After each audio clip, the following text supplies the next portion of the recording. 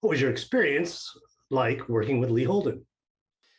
Working with Lee was one of the funnest times of my whole life, if not the funnest time of my whole life. Although my life's pretty fun right now, so it's kind of hard to compare. What's really cool is like when you meet somebody you've really looked up to, and then in real life they're as good or better than your perception of them was through their like DVDs where everything's all curated, But I really got to know Lee not just as a boss, but as like a friend and almost like a family member, like hanging out with his family and his kids and his parents and everything all the time. And it was really one of the best experiences and relationships of my life. He knew that we all wanted to work really hard for him because we all believed in his mission. So he was always really good with, not pushing us past what we were capable of because we were always pushing ourselves pretty hard to begin with. And he'd always share when, the wealth came in, he'd, spread it around and buy us cool stuff. And a couple days a week, we'd go have board meetings, which were a code for surfboard meetings. We'd go surfing at his house, and he lived right on Pleasure Point, which is like you would know is like really good surfing there.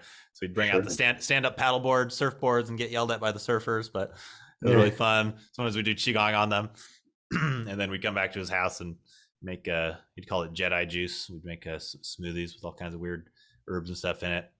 Nice. And then maybe if we were lucky, we'd actually have a meeting, but we usually wouldn't make it to that. That sounds so Santa Cruz. Yeah.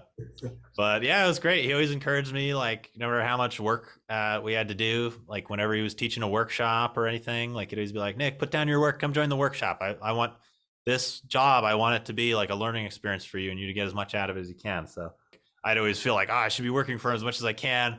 But he'd always like pressure me like, no, come do Qigong with us. Come listen to the lectures. Like, I want you to learn. He'd invite me in with his, he was an acupuncturist too. And he'd invite me in with his patients and he'd teach me acupressure and Chine Song, like organ massage, and just put a lot of trust and faith in me, and brought in all kinds of interesting Qigong masters who were like, living in secret in China.